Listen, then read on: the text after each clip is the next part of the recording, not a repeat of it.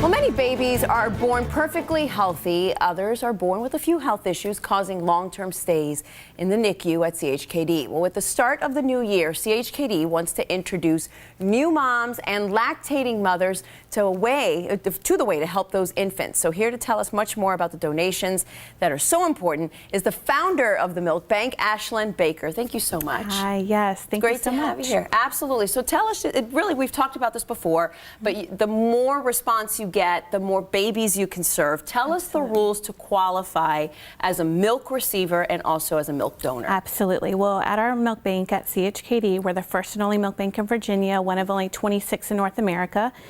We screen donors using nationally accredited guidelines. So we do a phone interview, we do an electronic questionnaire, get letters of recommendation from mom's OBGYN and her baby's pediatrician, and then at no cost to the donor, we do blood testing to test for diseases that could be transmitted through breast milk. Okay. Location is never an issue. If a donor lives out of state, we will arrange and pay for the overnight shipping of their milk from their home directly to the milk bank.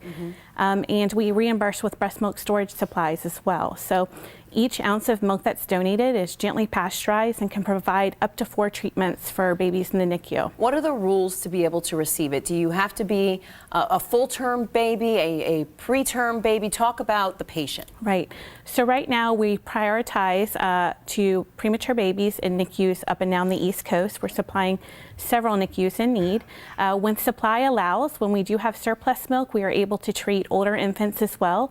Sometimes we're even able to treat infants that are in the home by prescription that have a medical need. Wow. Tell us about how much it's grown, Ashlynn. I remember when you first got on the news talking about it with us, you were only accepting donations that were 200 ounces and more. Now what are you taking in? So local donors, as a not-for-profit milk bank, we just ask for at least 50 ounces. That helps us to offset the blood screening costs and the screening in general.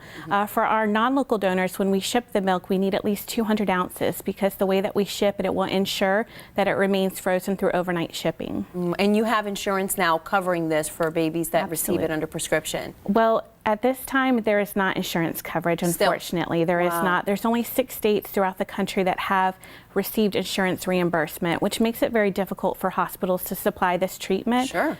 We're treating close to 30 hospitals, and each of those hospitals has made this a gold standard treatment in their NICU, not simply nutrition, but a medical treatment that prevents death in premature infants by as much as 80%, and decreases the risk of them going blind and having lung disease as well. So these hospitals have started covering the costs for donor milk treatment. So one of the things that we want to show is also not just where you can drop it off, but where you can call. But the biggest thing about this, they make it so convenient because all you have to do is drive up, you call the milk bank, they come downstairs, they grab the chest full of milk if need be, which is so important because usually lactating mothers are mothers of young babies and they usually have multiple kids.